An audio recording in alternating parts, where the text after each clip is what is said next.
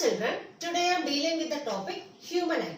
This human eye is one of the sensitive sense organs of human body. So it is one of the sensitive sense organ. Sensitive sense organ of human body. So it is considered as one of the sensitive sense organ of human body, and with the help of human eye we can see things around us. So these things are visible to us with the help of human eye, and this human eye is just acting like a camera. So it will be acting like a camera, with a lens inside, and this lens is of convex in shape. So this lens inside human eye is of which shape? Convex in shape. The lens inside our human eye is of convex in shape. So it is just acting like a camera, and this lens is focusing the object. So this lens, like camera, how this camera is focusing an object, like that the lens inside a human eye will focus an object and gets the image of the particular object behind this, that means on the retina. So this image is formed on the retina, that means on the back side of the eye. Okay. So how this camera is focusing an object, like that the lens inside our human eye will focus an object and forms the image of particular object on this retina. So it is just acting like a camera. So this is one of the sensitive sense organ of human body. This is acting like a camera, and this eyeball is normally of spherical in shape. So this shape of this eyeball is nearly spherical. The eyeball is nearly spherical in shape with a diameter of nearly 2.3 centimeter. So this eyeball is nearly of spherical in shape with a diameter of 2.3 centimeter. Okay. Now about the different parts of human eye. So first one is cornea. So cornea is the outermost thin membrane. So it is the outermost layer. So outermost thin membrane.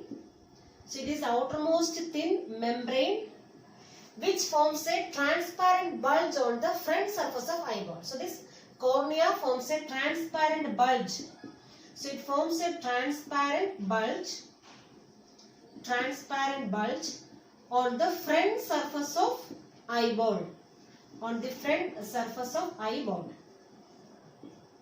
So this cornea is considered as the outermost thin membrane which forms a transparent bulge on the front surface of eyeball. Okay, so this transparent means light will pass through it. Okay, so it should not be an opaque region. So this cornea should be transparent, so only then light rays will enter inside the eye. Okay, so this light rays enters inside the eye through which part? Through this cornea. So this light rays enters.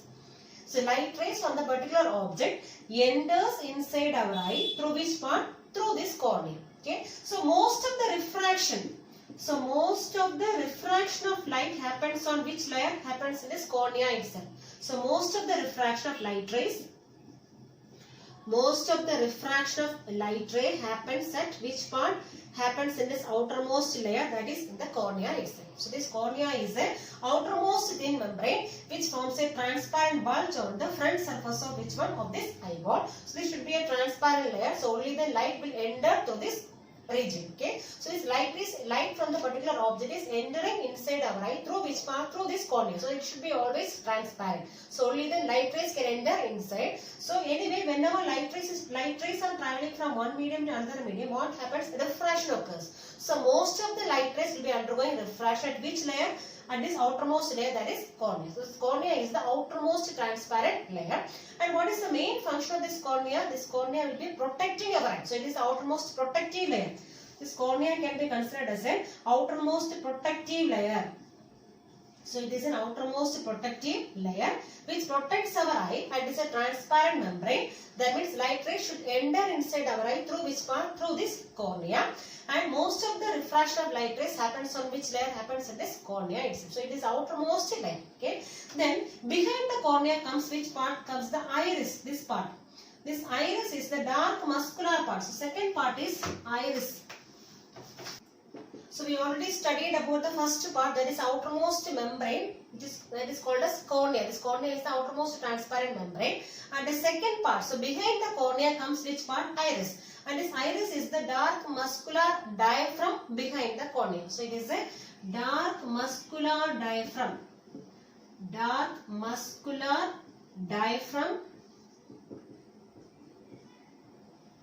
Diaphragm behind the cornea. And what is the main function of iris? This iris controls the size of pupil. Controls the size of pupil. So what is pupil? And this pupil is the small opening at the center of this iris. So that we can study as the third part. So third part is pupil. So what is pupil? This pupil is a small opening at the center of this iris. This iris is the dark part, this one. So this is iris, dark muscular part. At the center of this iris we have a small opening, and that opening is called as which one? Pupil. So this pupil is the small opening at the center of this iris. Small opening at the center of this iris can be called as pupil. And what is the main function of pupil? This pupil controls the amount of light entering inside our eye. So controls the amount of light. Amount of light entering our eye. Entering our eye.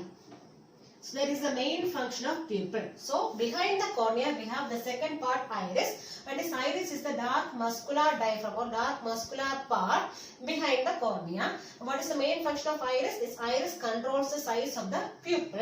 So what is pupil? This pupil is the small opening at the center of this iris. Okay. And what is the main function of this pupil? This pupil controls the amount of light entering inside our eye. Okay. That means how it is controlling, how this pupil is controlling the amount of light entering inside our eye. Suppose if you are standing or getting inside a bright room. So when we are entering inside a bright room, so what happens is pupil will be contracting. So because we need only minimum amount of light. Okay. So whenever we are entering inside a bright room, this pupil will be contracting. Okay. That means we need only minimum amount of light. So only a minimum amount of light rays will be entering inside our eye whenever we are getting inside a bright room. Okay. But suppose when we are entering inside a dark room, so at that time we need more light. So what happens is at that time this pupil, the pupil will be relaxing. That means it should need more light at that time.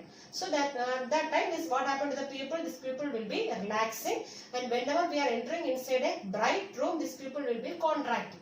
So in bright room, what happens is, in bright room, this pupil will be contracting, or in bright lights, we can say in bright light, pupil, the size of pupil, the pupil will contract. That means it will minimize the size. It may be minimizing its size to enter only minimum amount of light. Okay. And in the case of dim light, what it is doing? This pupil will relax. So pupil will relax. That means more amount of light can enter at that time. Okay. Because in dim light we need more light. Okay. But in bright light we need only minimum amount of light. So in bright light what happens is pupil will be contracting, and dim light what happens is pupil will be relaxing in order to get more light. Okay. Then so we studied about three parts. Cornea is outermost layer. Then behind the cornea comes iris, and the center, the middle opening of this iris is called as pupil. And this behind the pupil we have crystalline lens. That is the main part of our eye. The fourth part is crystalline lens. So crystalline lens. And what is the shape of this lens? Convex in shape. The lens is of convex in shape. And this lens is made up of jelly-like material. So fibrous jelly-like material. So it is made up of fibrous jelly-like material. It is not made of glass and all. So normally in laboratory, in lab, we are saying that lens that is made up of glass. But here inside our eye we have crystalline lens that is made up of fibrous jelly-like material. Fibrous jelly-like material. It is present behind which one? Behind this iris. So behind the iris we have the crystalline lens. And what is the main function of this crystalline lens? This lens will focus the object. Focusing is done by the lens. The lens will focus the object. And produce images. And it is producing image. And produce images at different distance on the retina. The image is formed on which part? On this retina. Okay, this retina is present behind the eye. So behind the eye we have this, which part? We have this retina, and this lens will be focusing the object and produces image on which part? Produce image on the retina. So the retina is present behind our eye. Okay, behind our means on back side. On the back side of our eye we have retina, and this image of a particular object is formed on this retina with the help of lens, because this lens is focusing which one? Focusing the light rays from the object. Okay, the lens will focus the light rays from this object and a particular image is formed on this retina. Okay, that is the main function of which one? Crystalline lens. So it is made up of a fibrous jelly-like material. Okay, and what is the shape of this lens? Lens is of convex shape. Okay, and what is the nature of the image formed by this lens? The lens is forming real inverted image. So this convex lens, this lens I told you it is of which shape? Convex in shape, and this convex shaped lens will form real inverted image on which part? On retina. Real inverted image on this retina. So it may be focusing the light rays from the object and forms a real inverted image on which part? On the retina. This retina is actually acting as a screen. So on this screen only we are getting the image of particular object. Okay. Now fifth part is retina. So this retina is a delicate membrane present on the back side of our eye. So it is a delicate membrane. So it's delicate membrane present on the back side of our eye, and this retina consists of enormous large number of light sensitive cells. It consists of light sensitive cells. This retina is a delicate membrane which consists of enormous number of light sensitive cells. So what are these light sensitive cells? So whenever light rays falls on this region, falls on this retina, these cells become active. So whenever light rays falls, so on this retina, so what happened? This light sensitive cells will get activated. So these light sensitive cells are cells which are getting activated when light rays falls on them. Okay, so here this retina consists of so many light sensitive cells. So whenever light rays from this object falls on this retina, these light sensitive cells become active and is converting into which one? These light signals are converted into electrical signals. Okay, so once the light rays falls on this retina, this light sensitive cells become active and these light signals are now converted to which one? This electrical signals. So light signals are converted to electrical signals. So light to electrical signals.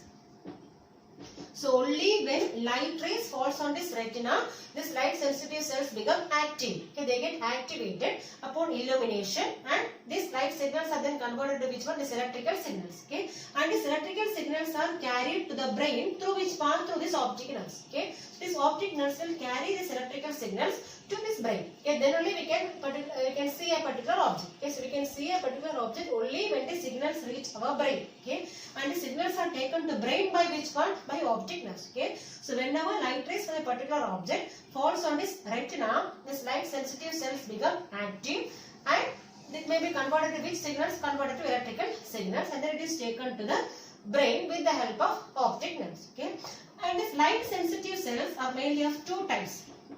So I told you this retina consists of so many light sensitive cells, and these light sensitive cells are mainly of two types. What are they? First one is called as rods and the second one is called as cones. And what is the main function of rods? These rods will sense black and white colors. So these rods will be sensing black and white colors, and these cones will sense which one? All other colors. The colors are sensed by, so all different colors are sensed by which part? By which cell? By cones. These cones will be sensing different colors. Okay, so we can say that these rods are more sensitive. Rods are more sensitive than which one? Are more sensitive than cones. That means even in dark light or even in dim light, these rods will be sensitive, more sensitive. Okay, so which compared to which one? Cones. So these rods are sensitive even in dim light, or we can say in dark light. So in dark light also these rods are sensitive, but these cones are sensitive only in bright light. So these are sensitive only in bright light. So only in bright light, that means it can sense only colors. So only bright colors it can sense. Which one? This cones. This cones will be sensing only bright colors, but these rods can sense which one? White as well as black and white colors. So it can sense even in which one is dim light, or we can say in dark light. So in dark light also it can sense. So we can say that these rods are more sensitive than which one? That is cones. And this number of rods is more than number of cones. So this number of rods present in our eyes is more than number of cones. So these rods and cones are light sensitive cells, and these rods will be sensing black and white colors. So it is even sensitive to dim light. Okay. And now we can say very less intensive light. So these rods are sensitive to even very less intensive light, but these cones are sensitive only to bright colors. So it can sense only colors. All the colors are sensed by cones. And this even bright, dark and black and white colors can be sensed by rods. So we can say in general rods are more sensitive than cones, and this number of rods present in our eyes is more than number of cones. Okay. So this retina can be considered as now screen, can be considered as a screen, because this image is formed on which part? On this retina. This retina can be considered as a screen, and on this screen we are getting which type of image? Real and inverted image is formed on which part? On this retina. Okay. And here in between cornea and this lens we have a liquid here. Okay. Liquid is present in between cornea and this lens, and that is called as aqueous humor. This aqueous humor is the liquid present between this crystalline lens and the cornea. And we have another one liquid between lens and this retina. Okay, this lens part as well as the back side, okay, retina, and that is called as vitreous humor. This vitreous humor is the another one liquid present between lens and this retina. Okay, and what is the retina? Retina is a delicate membrane. It is present on the back side of this eyeball, and is acting like a screen on which real inverted image of the object is formed. And this retina consists of large number of light sensitive cells. So only whenever light rays falls on this light sensitive cells, these cells become active, and the signals are converted to electrical signals and is carried to brain through this optic nerve. And this light sensitive cells are mainly of two types, rods as well as cones. And these rods will be sensing black and white colors, so it can sense even less intensity light. But what about cones? These cones will be sensing only bright light. Okay. So this number of rods is more compared to number of cones, as well as rods are more sensitive than cones. Okay. Now I told you about the next part, that is optic nerves. The next one is optic nerve. So after retina comes optic nerves, and these optic nerves carry these electrical signals. Optic nerves will be carrying these electrical signals from this retina to where? To this brain. So to the brain, these electrical signals are carried through which part? Through this optic nerves. Okay. So only with the help of optic nerves, this message is reaching to brain. So only when this message reaches to the brain, so we can see a particular object. So when we are seeing an object, so that can be perceived only when this message is reached to the brain, and that is done by optic nerves. So these optic nerves are carrying messages from, it is converting this retina, actually it consists of light sensitive cells, and they will be converting light signals to electrical signals, and these electrical signals are carried to the brain through which part of this optic nerve, and only when this message reaches to the brain we can just see an object. Okay, and this brain will be interpreting the object. Okay, and we are getting a clear image of the particular object, and we know that here in retina we are getting the real inverted image. So inverted means we are getting an upside down image on this retina. Okay, so whichever image we are getting on the retina, it is of upside down image. Okay, so but when this message is reaching to the brain, and this brain will be interpreting this image, and we are seeing this image object as which one? As an erect image. So only this brain is doing all these things. Okay, so only when the message is reaching to the brain will interpret all these messages, and finally we are seeing a particular object as straight itself. I told you this lens will focus the light rays, and we are getting the image on the retina. This lens is focusing the object, so focusing the light rays from this object, and we are getting the image on the retina. This lens can focus both nearby as well as distant object. Okay, so no need of changing the lens and all. So in order to see nearby as well as in order to see distant object, so we are this lens is focusing the light rays. Okay, so whenever we are seeing a nearby object, focal length should be less. So whenever we are seeing a nearby object, this focal length should be less. Focal length should be less. And whenever we are seeing a distant object, so if you want to see a distant object, so at that time focal length should be more. So whenever we are seeing a nearer object, focal length should be less, and whenever we are seeing a distant object, focal length should be more. Okay, and this changing of focal length can be done by another one part, and that is called as which one? Ciliary muscles. So we have a pair of muscles here on the two sides of this lens. On both the sides of this lens, we can see a pair of muscles that is called as ciliary muscles. And what is the main function of ciliary muscles? This ciliary muscles will fix the lens. So it is fixing the lens in its position. This lens is fixed in its position with the help of which one? Ciliary muscles. So this ciliary muscles will fix the lens in its position. As well as it helps in adjusting the curvature. It helps in changing the curvature. It helps in changing the curvature of lens. Changing the curvature of lens. So what is the main function of ciliary muscle? The ciliary muscles will fix the lens in its position, as well as it helps in changing the curvature of lens. So why it is changing the curvature? So when the curvature of lens is changed, we can change the focal length. So by changing the curvature of lens, we can change which one? We can change the focal length of the lens. Changing the focal length. So when we are changing the focal length, by changing the focal length, we can see nearby object as well as distant object. So when our focal length is less, we can see nearby object, as well as when the focal length is more, we can see distant object. Okay. So this focusing is done with the help of this pair of muscles called as ciliary muscles. So what is the main function of ciliary muscles? The ciliary muscles will fix the lens in its position, as well as it helps in changing the curvature of the lens. Okay. So by changing curvature, what we can do? What this lens is doing? The lens can change its focal length. Okay. Now suppose whenever we are seeing a nearby object. So when we are seeing a nearby object,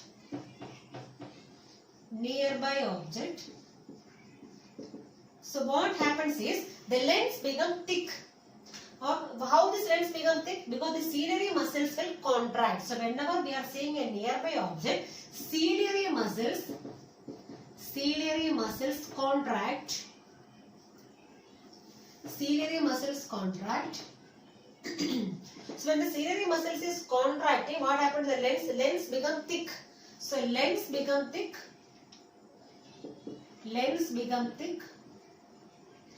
And whenever lens become thick, what happens to focal length? Focal length decreases. And thereby we can see nearby object clearly. So whenever we are focusing a nearby object, so what happens to ciliary muscle? The ciliary muscles will contract and its lens become thick. Focal length decreases and thereby we are seeing nearby object clearly. Okay. Similarly, suppose we are seeing a distant object. So if we want to see a distant object, so what the ciliary muscles will do? The ciliary muscles will relax.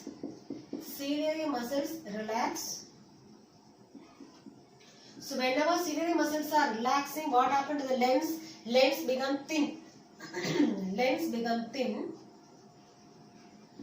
And whenever lens become thin, what happens to focal length? The focal length increases. And thereby we can see which object clearly? Distant object clearly. Okay, so this focusing of lens can be done with the help of pair of ciliary muscles. So whenever we are seeing a nearby object, the ciliary muscles will contract, and whenever we are seeing a distant object, the ciliary muscles will be relaxing, and thereby we can see both nearby as well as distant object clearly. Okay, and this ability of eyelids to adjust its focal length in order to see nearby as well as distant objects clearly can be called as power of accommodation. So what is power of accommodation? So next, another one important term, power of accommodation.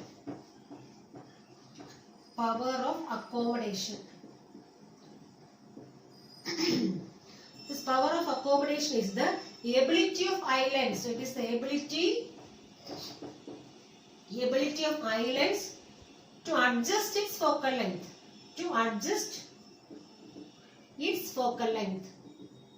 The ability of eyelids to adjust its focal length in order to see nearby as well as distant objects clearly. And that property of eyelids can be called as power of accommodation. Okay, and this eyelids can adjust its focal length only to a certain minimum limit. Okay, so we can actually, when we are looking at a particular object and when we are keeping the object very near to the eye, we cannot see the object clearly. Okay, so there is a minimum limit for this object to be seen clearly, and that limit is called as which one? Near point. Okay, so what is near point now? So near point of eye.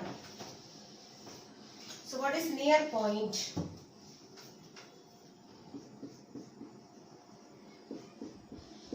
Near point of eye. So this near point of eye is the minimum distance at which an object can be seen clearly. So there is a certain minimum limit. Okay. So beyond that limit means what happened? We cannot see the object clearly. There is a minimum limit for this object to be focused clearly, and that distance can be called as near point of eye. And for a healthy person, for a normal healthy person, near point of eye is taken as 25 centimeter. So only by keeping the object a distance of 25 centimeter, we can see the object clearly. Okay, if the distance is less than 25, we cannot see the object clearly. So there is a minimum distance for which the object can be seen clearly, and that is called as near point of eye, or we can say what is another one name? Least distance of distant vision. Least distance of distant vision. Least distance of distant vision. So this is the minimum distance up to which an object can be seen clearly. For a healthy person, what is that limit? 25 centimeter. When the distance is below 25, we cannot see the object clearly. So there is a limit for this focal length to be adjusted by the lens. Okay, so we cannot focus, or this lens cannot focus an object beyond that limit. Okay, within the limit it can focus, but beyond that limit, this lens cannot focus a particular object. Okay, that means the minimum distance this lens can focus is how much? 25 centimeter. But if the distance is below 25, this lens cannot focus the particular object. Okay, and similarly, another one term is called as far point of eye. So far point of eye. So what is far point of eye? So it is the farthest distance up to which an object can be seen clearly. The farthest, it is not minimum distance. The minimum distance, but it is near point. So it is the farthest distance up to which an object can be seen clearly, and that is called as which one? Far point of eye. Okay, and this far point of eye is normally taken as infinity. So this infinity. So it depends on the age. Okay, so it is taken as infinity. So this infinity is taken as the far point of eye. That means the farthest distance up to which an object can be seen clearly. That is called as far point of eye. Okay. So this lens has a certain limit for this focal length to be adjusted. So below 25 centimeter it cannot adjust, and that is called as near point. Okay. This is a minimum distance up to which an object can be seen clearly without any strain. Okay. So if you are keeping it near means there should be more strain. So without any strain, we can see an object only at how much centimeter? 25 centimeter. That is called as near point of eye. And for a normal healthy person, what is a near point at 25 centimeter? And what is far point? It is the farthest distance up to which an object can be seen clearly. For a healthy person or for a normal person, we are taking as how much? Infinity as the far point of eye.